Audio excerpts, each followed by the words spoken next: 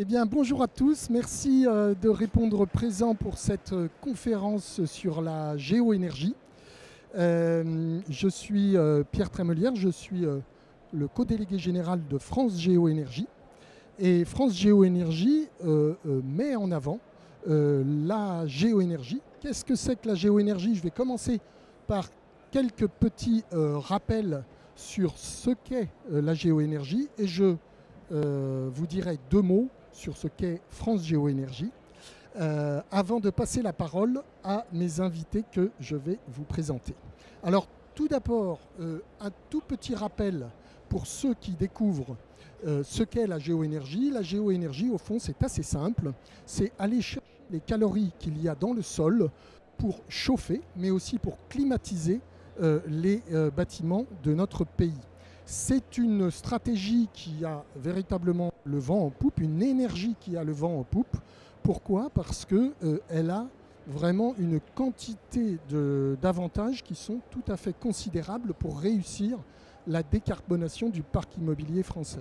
Alors je ne vais pas tous les citer, on a sorti pas mal de littérature là-dessus, mais enfin en deux mots, donc c'est une énergie qui fait du froid et du chaud, un seul investissement pour du froid et du chaud, et on sait que c'est important dans le réchauffement climatique. C'est une énergie très décarbonée, moins 95% de carbone par rapport à une chaufferie gaz. C'est une énergie extrêmement peu consommatrice d'énergie finale, donc d'électricité. On va baisser la consommation d'énergie du bâtiment en rénovation de près de 70% et dans le neuf de près de 80%. Donc vous mesurez qu'il y a un break tout à fait considérable. Et avec ces baisses d'énergie, on peut financer, autofinancer les investissements nécessaires dans ces infrastructures, dans ces centrales d'énergie. Et donc, à partir du moment où on parle d'une énergie verte qui s'autofinance, eh bien, on peut envisager d'avoir une croissance importante et une couverture du parc importante pour réussir la transition. Voilà en deux mots. Un tout petit point sur un dernier point très important. 97% du territoire français est éligible à géoénergie. Géoénergie, on appelle géoénergie, donc toute cette géothermie de surface, dite de surface, donc très facile à déployer, ce qui n'est pas la géothermie profonde, qui est une autre stratégie de géothermie qui va plutôt servir les réseaux de chaleur beaucoup plus larges. Alors en deux mots, France Géoénergie, qu'est-ce que c'est? C'est un cluster de l'AFPG, l'Association française des professionnels de géothermie, et on a souhaité créer France Géoénergie pour travailler conjointement avec les maîtrises d'ouvrage, avec les promoteurs immobiliers, avec les foncières immobiliers, pour réfléchir ensemble à comment bien intégrer la géoénergie dans les programmes immobiliers, qu'ils soient neufs ou en rénovation, parce que c'est une vraie révolution d'essayer d'industrialiser l'utilisation de la géoénergie au service du bâtiment bas carbone. Et chaque année qui passe, on progresse en réfléchissant ensemble à comment utiliser la géoénergie. On travaille à des programmes d'aménagement et par exemple, on a accompagné le SEM Acer à Orléans, à Rouen, pour intégrer de la géothermie. La Société des grands projets, ex-Société du Grand Paris, réfléchit avec nous et fait partie de France Géoénergie pour intégrer dans ses promotions à venir autour des gares de la région parisienne la géoénergie. Et nous avons, à partir de ces besoins identifiés ensemble avec les gens de l'immobilier, créé plein de workshops pour faire avancer la connaissance de comment on utilise la géoénergie. J'en cite un. Nous sortons prochainement un guide sur l'utilisation de la géoénergie dans des programmes VEFA avec de la géoénergie tiers financée pour simplifier son déploiement. Voilà quelques exemples que porte France Géoénergie. Je dirais aussi, dernier mot, qu'on va avoir de l'influence pour que la géoénergie soit toujours plus utilisable et consommable en France. Et on a enregistré quelques belle victoire ces derniers temps avec la venu du Premier ministre au congrès de la FPG à Biarritz en juin dernier, et il nous a annoncé l'augmentation des seuils de la géothermie de surface à 2 MW. C'est une grande victoire pour qu'on puisse attribuer, qu'on puisse adresser les programmes immobiliers les plus grands. Nous travaillons actuellement aussi à upgrader la place de la géothermie dans la future PPE, la programmation pluriannuelle de l'énergie dite 3. C'est important parce qu'on a un rôle à jouer dans la stratégie énergétique de la France et la décarbonation, notamment sur la partie thermique. Et on est très heureux, et c'est une nouvelle que je vous annonce aujourd'hui parce qu'on a sorti ce papier hier ou avant-hier, je ne sais plus, d'annoncer qu'on a significativement relevé les seuils. Pourquoi ? Parce que figurez-vous qu'on a fait les comptes sur l'année 2024 et que la géothermie dans son ensemble, c'est-à-dire la géothermie profonde plus la géothermie de surface, a considérablement progressé en termes de térawattheure produits et on annonce un passage à près de 10 TWh, c'est-à-dire les objectifs que la géothermie française s'était fixés dans la PPE2 à horizon 2030. Donc on voit l'accélération très significative de la géothermie en France avec ces beaux chiffres. Et donc il est pertinent de se donner plus d'ambition. Alors, nous recevons du beau monde aujourd'hui dans cette conférence. D'abord, je vais faire un petit tour du panel. Bien sûr, bonjour François de Rugy. Bonjour. Je pense que tout le monde vous connaît. Vous êtes ancien ministre de la transition environnementale du gouvernement Philippe, si je me souviens bien. Et vous êtes aussi vice-président de la région des Pays de Loire. Et on sera heureux d'avoir votre point de vue sur, au fond, quel est le rôle de la géoénergie dans la stratégie énergétique de la France. On reçoit Laetitia Georges, qui est la directrice de l'immobilier du groupe ADP. Et on sera là très intéressé d'avoir un témoignage pour, au fond, comprendre comment les grands groupes français intègrent cette énergie décarbonée dans leur stratégie de décarbonation de leur parc. Nous avons avec nous Christophe Luttmann. Bonjour. Qui est le directeur commercial de Drillit. Drillit est un industriel du forage en France. C'est une composante très importante de la montée en puissance de la géoénergie en France. Et on sera heureux d'entendre Christophe sur, au fond, l'opérationnalité des projets de géothermie. Et enfin, Annabelle Reis, qui est à la direction géothermie de Engie. Et là encore, on sera très curieux, très intéressé de voir comment un grand énergéticien comme Engie intègre dans sa stratégie et dans ses réponses opérationnelles la géothermie. Voilà. Donc on commence par vous, François, et voilà, on aimerait avoir votre vision, comment vous percevez la géothermie en général et la géoénergie en particulier dans les évolutions complexes du mix énergétique français et comment la géothermie, selon vous, va s'insérer dans la stratégie de décarbonation de la France.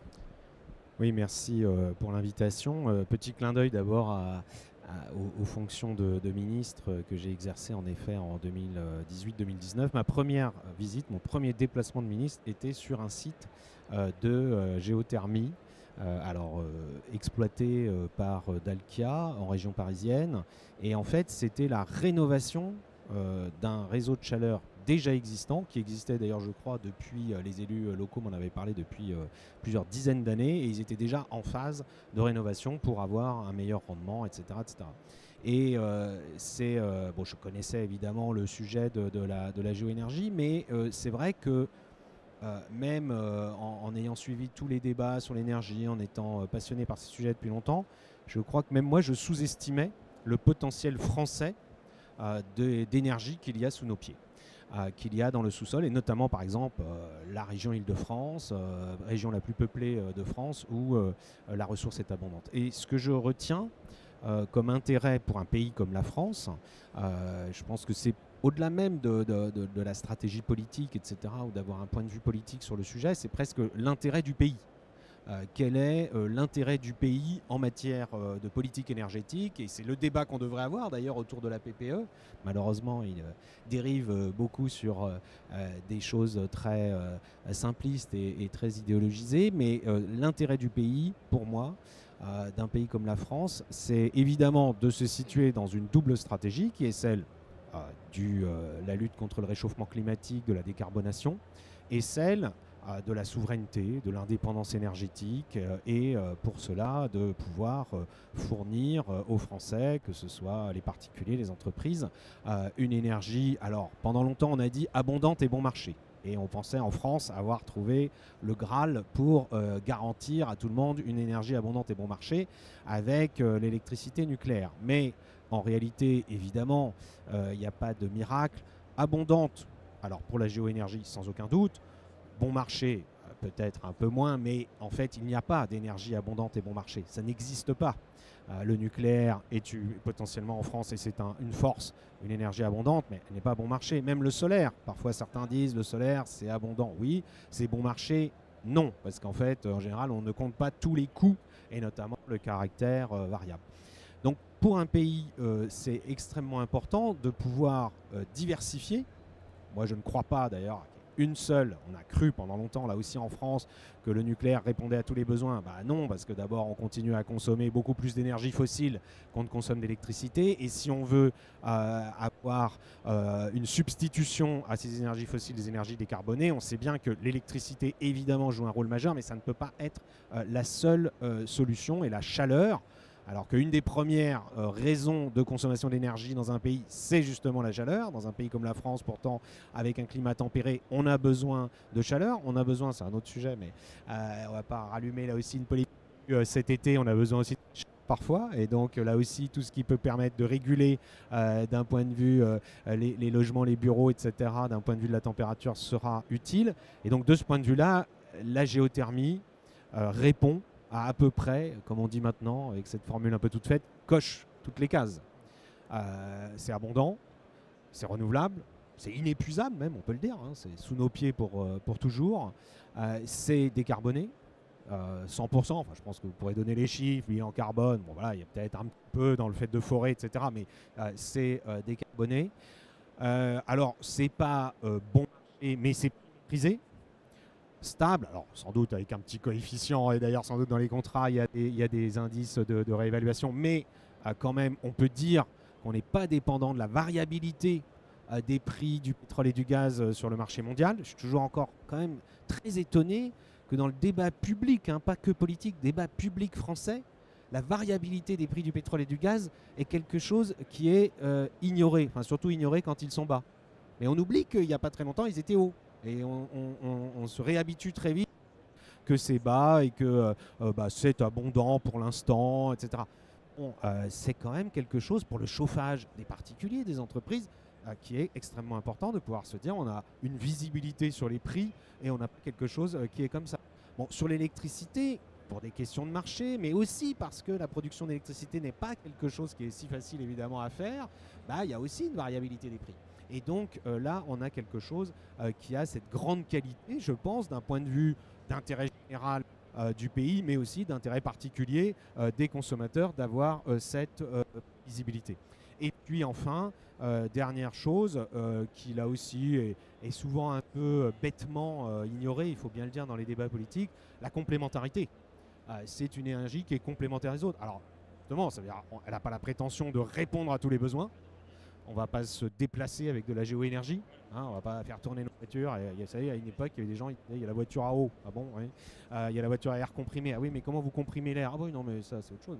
Bon, évidemment, ça n'existe pas, ces recettes miracles. Mais en revanche, elle est complémentaire dans un mix énergétique. Elle a toute sa place. Alors, vous disiez 10 TWh. Récemment, j'ai regardé les chiffres. En France, grosso modo, c'est 500 TWh. Vous voyez qu'on reste quand même sur 2%. Hein. Oui, donc on a de la marge de progression. Voilà, même en gagnant des parts de marché, même en équipant davantage, en investissant davantage dans le pays, eh bien, on sait qu'on va non plus complètement bouleverser l'équilibre énergétique de la France. Et ça aussi, à mon avis, c'est un atout. Et donc, ça fait beaucoup d'atouts. Alors évidemment, il y a des investissements importants, ça, il ne faut pas les négliger. mais qui peuvent s'amortir dans le temps puisque c'est des installations qui sont très durables. On maîtrise. Je pense que c'est pas un hasard si François Bayrou, Premier ministre, il était venu d'ailleurs au Salon des maires il y a 2 ans ou 3 ans pour lancer, à l'époque il était haut commissaire au plan, parce que à Pau, on a ce savoir-faire sur le forage, on a ce savoir-faire autour de l'exploitation du gaz et du pétrole, et donc ces savoir-faire français, on peut en plus les valoriser économiquement autour de la géoénergie. Merci François. Et ça me permet de dire, pour effectivement, avec nos 10 TWh dont nous sommes très fiers, on pèse grosso modo 2% des besoins thermiques. Mais sachez que dans la note qui est sortie hier, on prévoit d'exister à horizon 2040, et c'est une révision de notre position, à hauteur de entre 100 TWh et 150 TWh. Donc on a fait vous voyez qu'on a devant nous une croissance très significative de la place de la géoénergie sur un besoin global autour de 500 si on intègre tous les besoins thermiques de l'immobilier. Merci François. Alors je passe à Laetitia Georges, donc directrice immobilier de ADP. Laetitia, est-ce que je peux me permettre de dire que tu as été à l'initiative de France Géoénergie tout au début de France Géoénergie, et donc je sais que Laetitia était sensibilisée à la problématique, enfin pas à la problématique, aux solutions apportées par la géoénergie. Mais maintenant que tu es à la tête d'un grand groupe français, donc Aéroport de Paris, comment vois-tu l'utilisation de la géoénergie pour régler la problématique que toutes les directions des grandes boîtes du CAC 40 et du S&P 500 ont, qui est il faut qu'on décarbone, il faut qu'on se décarbone, et dans la décarbonation, le parc immobilier pèse lourd.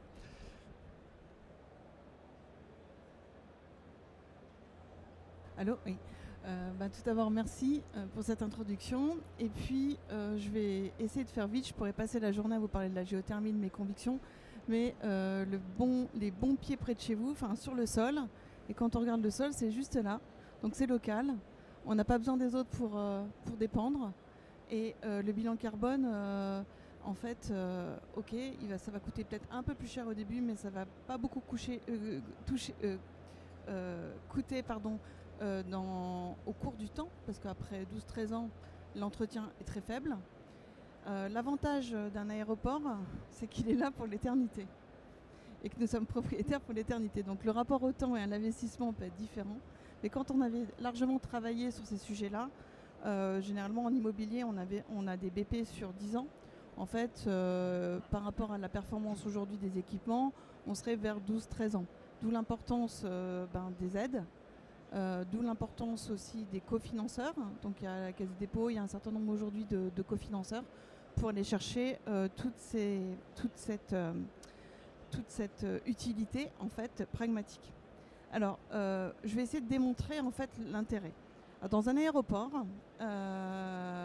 forcément la décarbonation ce n'est pas que l'avion, c'est aussi le transport et aussi les bâtiments qui sont utilisés. Une des raisons pour lesquelles j'ai choisi de rejoindre le groupe Aéroport de Paris, c'est qu'ils avaient déjà des installations en géothermie. C'était pour moi un des critères. Je dis au moins ils vont comprendre ce que je vais dire, quoi. Voilà. Et en tout cas, voilà. Et pour moi, il y a un respect en fait de l'optimisation des ressources naturelles et de l'intégration de ces systèmes. Donc le premier système de géothermie profonde qui a été mis en place chez ADP date de 2021. Aujourd'hui, ça correspond à peu près sur Orly à plus de 50% d'ENR sur l'ensemble des besoins. Sur Charles de Gaulle, on est en train de créer un premier duo de géothermie profonde, donc ça va jusqu'à 1800 mètres de profondeur. On envisage, donc ce sera à peu près 50% de notre énergie nécessaire. Il faut savoir que sur Charles de Gaulle, il y a à peu près 90 000 personnes qui viennent par jour et sur Orly, 30 000 personnes. Donc ce n'est pas qu'un hub aéroportuaire, c'est aussi un hub de transport et aussi de services. Donc 90 000 personnes, c'est une agglomération en fait. Et forcément l'énergie, c'est l'un des sujets à décarboner. Bien sûr le transport, bien sûr aussi l'optimisation entre le fer, l'air et voir d'autres systèmes. Mais la géothermie, c'est vraiment un des critères les plus importants et notre autonomie au niveau forcément de la volatilité. Donc on a des plans, des schémas directeurs aujourd'hui par quartier, donc il y a plusieurs quartiers, à la fois soit sur le système de géothermie et de production, notre production sur ces différents sites, soit qu'on ne peut pas être raccordé, on tape sur la géothermie de minimum importance, vous avez compris, c'est jusqu'à 200 mètres de profondeur, soit sur nappe, soit sur sonde. Et le luxe, c'est d'avoir le choix. Pour savoir si c'est bien ou pas d'utiliser une géothermie sur un bâtiment, il faut le mesurer. Pour moi, aujourd'hui, il n'y a pas possibilité de faire un dépôt de permis ou de réfléchir à un bâtiment même qui existe, au gaz par exemple, pour rapidement faire évoluer. Et tout ça, ça rentre en plus dans le décret tertiaire. Parce que quand vous tapez la géothermie, ben forcément, vous gagnez quelques années en décret tertiaire illico presto en fait. Donc non seulement vous investissez, vous savez que ça va durer. Le jour où vous revendez, ben, c'est plutôt quelque chose de très positif. Aujourd'hui, les experts immobiliers intègrent le taux d'ENR dans les bâtiments. C'est valable aussi sur tout ce qui est décarbonation et cibles financières sur la décarbonation dans le monde de l'immobilier. Il faut penser aussi à l'aube des quartiers. Donc sur Orly, ben, on match aussi sur la méthanisation avec nos amis de Rungis. Donc en fait, toute unité de chaleur, et la plus belle c'est l'unité de chaleur en fait. Vous pouvez mettre de la chaleur que l'électricité décarbonée. Parce que la plus belle énergie, c'est l'énergie de chaleur. C'est local en fait. Et voilà. Laetitia, est-ce que tu as trouvé au niveau de la direction d'un grand groupe comme ça une écoute et un intérêt à investir dans ces solutions décarbonées, à la fois pour valoriser leurs bâtiments, mais surtout pour avoir un service décarboné? Ah oui, mais aujourd'hui, l'investissement, il y a un prochain investissement qui est prévu sur Orly, pareil sur Charles de Gaulle, donc il fait partie des grands plans de décarbonation. On est à 35% prochainement sur Charles de Gaulle. Enfin, vous voyez, on avance et on laissera rien de côté en fait. Ça, c'est clair. Bien sûr, après, il y a les data centers avec qui on pourrait aussi faire évoluer les choses. Bien sûr. Chaque unité compte. Et vraiment, en tant que maître d'ouvrage ou conseil des maîtres d'ouvrage, testez et testez-vous. Voilà. Et si j'ai bien compris... Et en plus, excuse-moi, c'est quand vous investissez, c'est pour l'éternité. Enfin, je veux dire, vous êtes au-dessus du 2050 du décret tertiaire. Vous êtes en 2100, vous êtes 1,4 degrés. Quoi. Vous voyez, vous êtes... Voilà. Oui, c'est vrai qu'en plus, les champs de sonde géothermiques sont des actifs verts du bâtiment de demain. C'est vrai qu'ils ont une telle durée de vie. Très bien, merci N'hésitez Laetitia. pas, il faut essayer, vraiment. Et connectez-vous sur France Géoénergie. Et là, il faut tout savoir. Voilà. Même quand on ne sait pas grand-chose, c'est la géothermie pour les nuls. Voilà. Excellent. Et Laetitia, tu lances, si je ne m'abuse, des appels d'offres en ce moment. Oui. Donc les géothermiciens qui sont là. Oui, alors on a lancé, alors on est en contrat de promotion immobilière sur Duo, qui est un immeuble à 2 étages en logistique. Sur Charles de Gaulle, il y a un appel d'offres qui a été lancé pour la géothermie sur nappe. C'était plus intéressant. Et sur Orly, sur le bâtiment Othello, on a aussi lancé un appel d'offres géothermie sur sonde, et pareil sur un autre bâtiment Embraer bientôt au Bourget, et d'autres en fait. Moi c'est simple, c'est un prérequis en fait. Voilà. Ok, super. Bon, je suis un très mauvais timekeeper, mais donc je passe tout de suite la parole à Christophe Luttmann, directeur commercial de Drillit, parce que la géothermie repose principalement, pas que, mais principalement sur cette capacité à forer.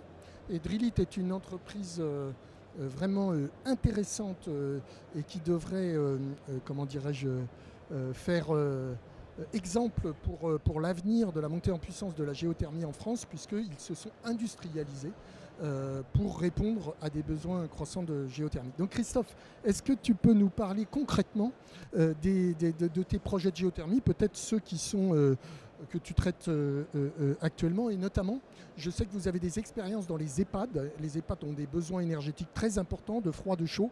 Comment tu réponds à toutes ces problématiques ? Merci Pierre. Les photos tout de suite. Bon, on en reparlera après. Première chose, c'est qu'il faut comprendre, ça a été évoqué avant, tous les sous-sols sont forables et tous les sous-sols sont géothermiquement exploitables. Concrètement, on peut faire de la géothermie du territoire. Vous avez deux formes de géothermie différentes, en géothermie de surface, la géothermie sur nappe ou la géothermie sur sonde. Ça va dépendre de votre contexte géologique.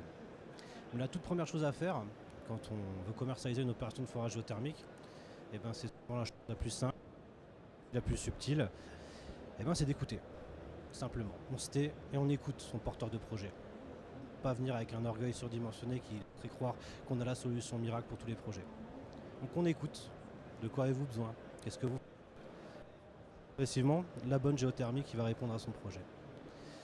Donc une fois qu'on a compris ce que le porteur de projet veut faire, prenons d'un EHPAD par exemple. Christophe, ça saute un petit peu. Peut-être tu peux mettre un petit peu plus loin ton micro et je crois que ça sautera moins. C'est à cause de ça? Je ne sais pas. On va essayer. Ok. Du coup, on écoute le porteur de projet. Ouais, c'est vraiment pas top. Donc j'espère que ce sera mieux. Là, en l'occurrence, sur l'EHPAD de Valdois, le porteur de projet, Robert Krill, qui a eu l'occasion d'ailleurs de faire une belle vidéo, a construit un EHPAD qui fait 117 lits. Donc on est sur un EHPAD en territoire de Franche-Comté, territoire de Belfort, pardon, en Franche-Comté. On va commencer simplement par, du coup je me répète, mais étudier ses besoins de chaud et ses besoins de froid. Regarder le contexte géologique pour le conseiller sur la solution la plus adaptée, si c'est une solution en sonde géothermique ou en aquifère. Le principe est simple, hein, soit vous avez de l'eau sous les pieds, vous pouvez l'exploiter, soit vous n'en avez pas, et auquel cas vous basculez sur une solution en circuit fermé. Donc à chaque projet, sa géothermie. On va regarder ensuite la couverture du projet. Est-ce qu'on va être capable de tout traiter en géothermie? Tout projet qui fait du chaud et du froid, vous le comprendrez, a une forme de complémentarité. Donc on va venir optimiser les capex qui sont relativement indigestes quand ils sont pris de façon frontale.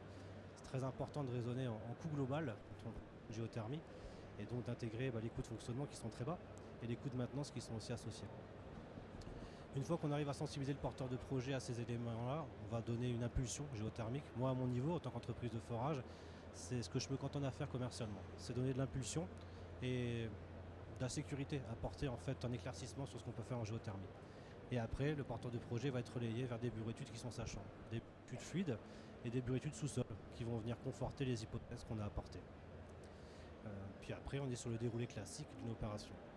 Donc, il y a pas mal de craintes et dans la pensée collective de sujets en fait que la thermie peut engendrer.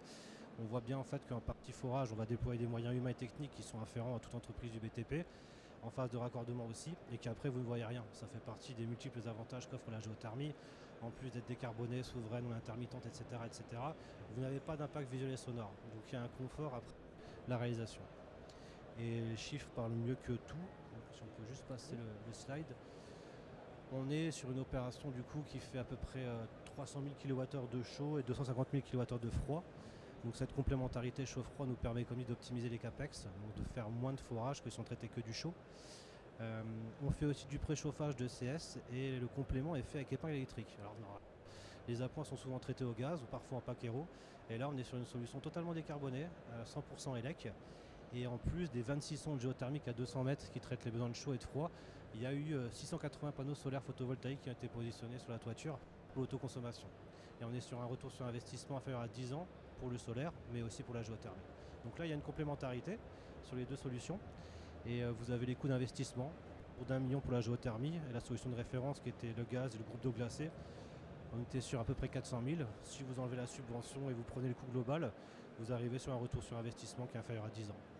Certains pourront être relativement sceptiques par rapport au coût des énergies qui étaient affichées. On est en démarrage de crise ukrainienne, mais même si on révise ces tarifs-là, on arrive sur un retour sur investissement à moins de 15 ans. Donc des opérations comme ça, pour moi, elles sont exemplaires. On a eu une maîtrise d'ouvrage qui était curieuse, on a été à son écoute, on a construit.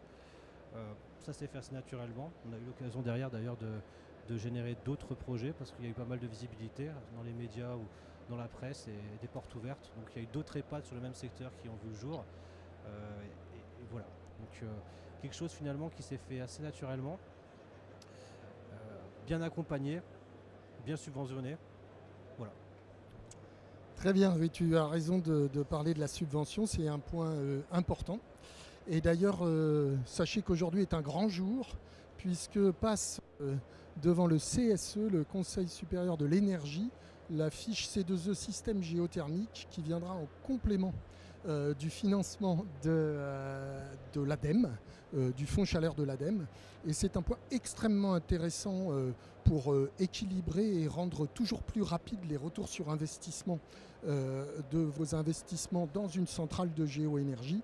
Et je crois que ça va être le début d'une croissance très forte pour la géothermie et la géoénergie. Oui, on peut apporter à ce point-là aussi. C'est vrai qu'en phase de découverte, il faut s'intéresser aux moyens de financement de l'opération. Certains porteurs de projets ont une capacité d'autofinancement, d'autres veulent préserver leur emprunt pour leur activité principale et vont donc se tourner vers des solutions de tiers financement. Et ça, aujourd'hui, vous avez de nouveaux acteurs qui s'ouvrent sur ce créneau et qui permettent de promouvoir le recours à la géothermie en prenant en compte le financement des CAPEX. Ça, c'est un point très très important. Certes, la géothermie a un retour sur investissement relativement rapide, mais certains ne peuvent pas digérer la marche à l'entrée, et auquel cas vous avez des opérateurs énergéticiens qui vont signer des contrats longs où ils livrent du mégawattheure avec un prix, du mégawattheure thermique décarboné avec un prix, et c'est sûrement un des axes importants du développement de la géoénergie. Merci. Je voulais juste dire un dernier point, c'est que vous faites vraiment de la géothermie partout, dans l'habitat individuel, l'habitat collectif, les bâtiments tertiaires, en application industrielle, neuf, réno, public, privé, vous le voyez partout. Voilà, merci. Alors, Annabelle Reiss, tu es à la direction de la géothermie chez Engie et on est très curieux, très intéressé de connaître comment s'organise Engie pour répondre à cette montée en puissance de la géothermie et qu'est-ce que représente la géothermie, enfin comment stratégiquement un grand énergéticien comme Engie intègre la géothermie dans son développement. Je suis à la direction géothermie, donc on est effectivement organisé, on a une équipe qui monte en puissance pour accompagner tous nos ingénieurs commerciaux, ingénieurs d'études, etc. Et pour diffuser le savoir-faire. Alors c'est pas la direction géothermie qui va traiter tous les projets, mais on est là pour essayer de faire monter en compétence les équipes. Voilà. Et puis de travailler, bien sûr, on travaille aussi avec des partenariats, avec d'autres acteurs, que ce soit des foreurs, des bureaux d'études, etc. Et alors, est-ce que tu constates, parce que c'est un très grand groupe, comment en interne amener la bonne parole? C'est vrai qu'on est dans une profession qui a ses habitudes. La chaudière gaz a ses défauts, mais elle est extrêmement pratique parce qu'elle est facile à déployer. Comment tu perçois l'intérêt d'intégrer la géothermie à l'avenir dans les projets du groupe? Comment ça se passe? La géothermie, elle rentre vraiment dans le mix énergétique. On n'est pas là pour vendre de la géothermie chez Engie, mais on développe au projet clé en main où on propose des bouquets d'actions de performance énergétique et la géothermie vient en hybridation ou dans un mix énergétique pour ces opérations-là. Voilà, et on parlait de tiers financement tout à l'heure, donc ça aussi on y croit pas mal. Il y a les contrats de performance énergétique pour le marché privé, les marchés globaux de performance énergétique à paiement différé pour le public. Donc c'est en expérimentation depuis 2023 et ça a pour objectif d'accélérer la décarbonation de l'immobilier public français. Donc c'est dans ce cadre-là, dans ces marchés-là, qu'on espère pouvoir intégrer de plus en plus de géothermie. Et donc ça veut dire quoi en pratique? Vous proposez des contrats où vous vendez des mégawattheures plutôt que du matériel, quoi. Oui, voilà, l'idée c'est effectivement d'avoir une vision à long terme, de dimensionner, concevoir la meilleure installation avec le meilleur mix énergétique, d'intégrer donc la géothermie dedans et puis d'avoir ensuite la phase d'exploitation qui nous permet de viser les meilleures performances aussi en phase d'exploitation. Voilà, donc effectivement dans ces MGP et puis CPE, on peut intégrer des objectifs de performance énergétique et de décarbonation. Alors c'est vrai que tu cites les MGP-EPD. Oui. Bon, ça met un petit peu de temps à arriver, hein, on est un petit peu frustré. Donc si si on résume en 2 mots, c'est la possibilité de faire du tiers financement pour vendre au mégawattheure sur les marchés publics. Et évidemment, vu la problématique pour la France pour décarboner son parc immobilier qui est énorme, hein, je crois 100 millions de mètres carrés au niveau de l'État, 400 millions en tout avec la territoriale, j'imagine que là, il y a des enjeux qui sont formidables. Pourquoi ça accroche pas? C'est difficile de changer les habitudes. Oui, effectivement, il y a cette barrière à l'entrée qui est l'investissement. On espère que, vous le disiez tout à l'heure, il faut tester, donc il faut que les maîtres d'ouvrage y aillent et puis nous fassent confiance et qu'on soit à force de propositions. Bon, très bien. S'il y a des décideurs publics ici, il faut aller voir Annabelle pour ces nouveaux types de contrats. Eh bien, merci à tous pour votre... Je finis très en retard, je suis désolé, je suis un très mauvais typeur, je vous l'avais dit. Merci beaucoup pour votre attention. Je vous propose de profiter d'un cocktail maintenant, organisé par France Géo-Énergie. Nous pourrons tous discuter de ce que l'on peut faire ensemble pour décarboner la France. Alors, avant, merci Juliette. Si vous avez des questions dans la salle, si vous avez des questions dans la salle, je les prends très volontiers pour nos intervenants. Alors, mais maintenant que j'ai parlé du cocktail, j'ai plus de questions. Non, pas de questions?